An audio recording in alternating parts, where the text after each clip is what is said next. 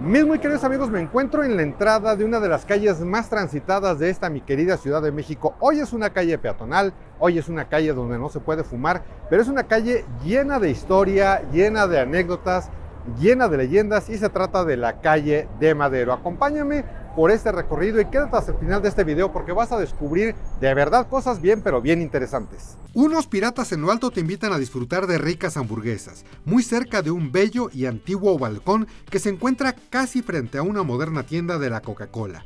Así de contrastante es la calle de Madero, donde te reciben cientos de joyerías, ópticas, restaurantes, bares y en general comercios de casi todo tipo, para todos los gustos y bolsillos. En esta, una de las calles más antiguas de la capital, donde incluso se encontraba el zoológico de Moctezuma.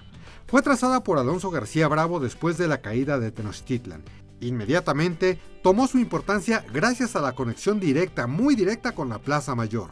Oye, pero antes que nada y para que no digas que soy un pelado, un grosero, permíteme presentarme por si no me conoces. Soy Alfonso Vargas Torres, soy periodista mexicano y este es mi canal de YouTube, donde entre otras cosas te invito a que recorramos y descubramos juntos lugares padrísimos justamente de esta mi querida Ciudad de México, de mi país y eventualmente de otras latitudes del mundo. Dicho esto, te cuento que la calle abarca desde la Alameda y hasta la plancha del Zócalo capitalino. Si la tomas en esa dirección es custodiada del lado derecho por la Torre Latinoamericana y del lado izquierdo por el edificio Guardiola, que forma parte de las instalaciones del Banco de México, construido por el arquitecto Carlos Obregón Santacilia.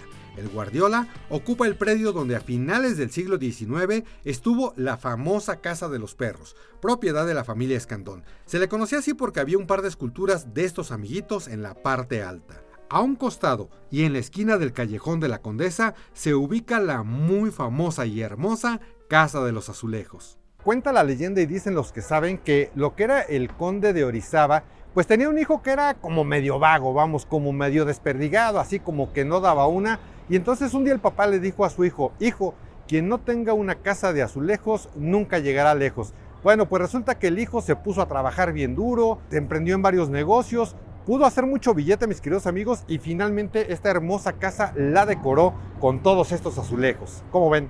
Enfrente de esta belleza se encuentra el Templo de San Francisco. Destaca por su hermosa fachada barroca, que en algún momento sufrió una seria destrucción debido a las leyes de reforma, donde se utilizó, imagínate, como bodega, cuartel y hasta circo. En 1868 fue vendido a un grupo protestante, que a su vez lo vendió al Arzobispado de México en 1895. Los franciscanos lo recuperaron hasta el 12 de mayo de 1949 y a partir de entonces se inició la reconstrucción del semiderruido edificio, etapa que terminó en 1953. El altar mayor fue diseñado en 1792 por Jerónimo Gil, pero fue destruido por lo que te conté anteriormente. Afortunadamente, también se reconstruyó en su totalidad.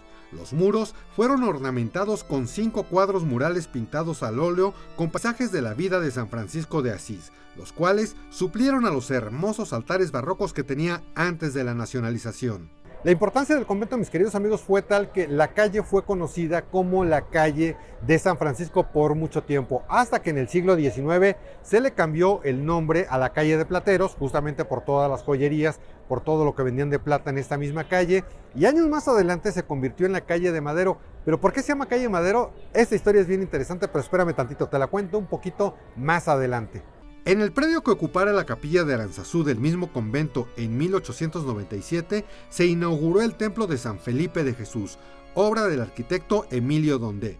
Este templo rinde homenaje al que fuera el primer y único santo mexicano de inicios del siglo XX. Aquí en este punto te quiero comentar que San Felipe fue un criollo novohispano que nació aquí mismo en la Ciudad de México en el año de 1572 y su familia estaba emparentada con Fray Bartolomé de las Casas. Y su familia era conocida porque pues eran personas que se dedicaban al comercio y la verdad es que les iba bastante bien, eran personas de billete. Y es por eso mismo que Felipe pues la verdad es que era como se le dice hoy un junior, era un chavo de lana, entonces pues no se preocupaba realmente por chambear duro, por trabajar tanto. Se dice que era un joven de muy poco provecho y que se gastaba la lana y se gastaba la vida en puras bagatelas, vamos, en puras cosas banales. Pero resulta que en algún momento de su vida, un momento de rectificación, pues entró al seminario, entonces entró a la orden de los franciscanos. Pero le duró poco el gusto a sus papás porque pues finalmente él se volvió a salir del convento y pues se dedicó nuevamente a una vida así de Nini, vamos, ni trabajaba, ni estudiaba, ni hacía nada este compadre. Y un dato bien curioso, fíjense que en el jardín de Felipe pues había una higuera, un arbolito ya todo seco, y su nana dijo: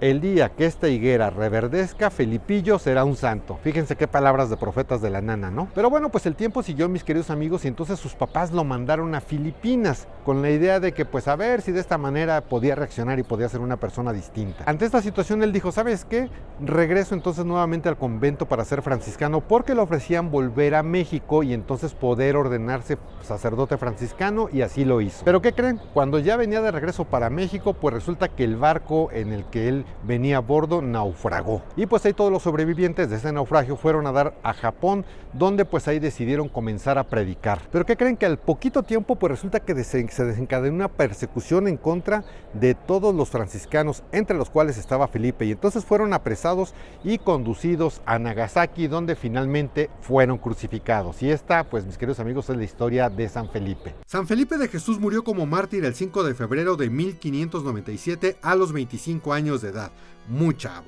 Fue beatificado en septiembre de 1627 y canonizado en junio de 1862.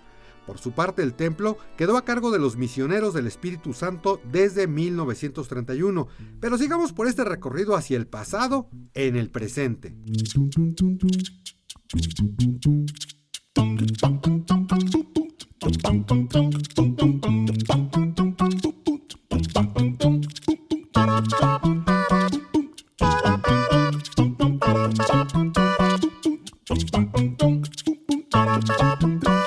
Otro dato bien interesante, mis queridos amigos, resulta que en 1913 pues venían entrando por esta que era la entonces calle de Plateros, Francisco Villa y Emiliano Zapata. Entonces al llegar a esta esquina, que en ese entonces se llamaba San José el Real y hoy se llama Isabel la Católica, pues le pidieron a una banda que animara, que pusiera aquí el ambiente en este cruce, y entonces tomaron una escalera, se subieron a esa pared y pusieron una placa que decía Francisco y Madero. Cuenta la leyenda y dicen los que saben que aquellos generalazos dijeron: si alguien quita esa placa, entonces va a ser fusilado de inmediato. Desde entonces y desde esa época, esta calle toma el nombre de Francisco y Madero. Caminar por esta calle es un contraste visual. ¿Quieres un iPhone o un perfume de imitación al estilo Fraiche? Es el sitio indicado. Beber una chela fría en el Salón Corona, o simplemente caminar con la alegre música del Cilindrero como marco musical para amenizar tu paseo, es todo un deleite.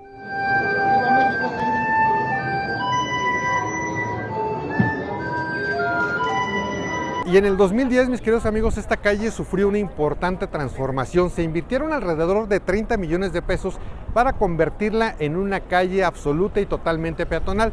Resulta que en un principio, ¿qué crees? Pues que los comerciantes de la zona protestaron porque pensaron que las ventas se les iban a caer, se les iban a ir a pique, pero resulta que al final fue todo lo contrario. Sus ventas aumentaron muchísimo y desde entonces pues esta calle es única, total y absolutamente peatonal.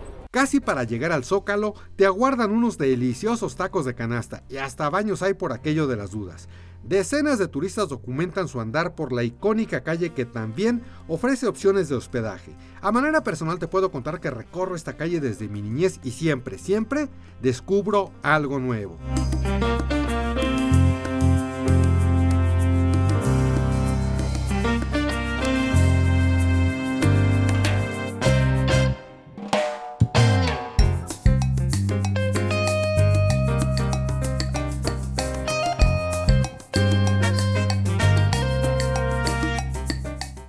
Pues todo esto, mis queridos amigos, es lo que engalana esta calle de Madero que termina aquí en el Zócalo de la Ciudad de México o en la Alameda Central, depende de dónde la tomes, por la cual circulamos diariamente, imagínense ustedes, alrededor de 400,000 personas en una calle, en una vialidad que es de verdad bonita, hermosa, divertida, donde puedes encontrar muchísimas, pero muchísimas cosas.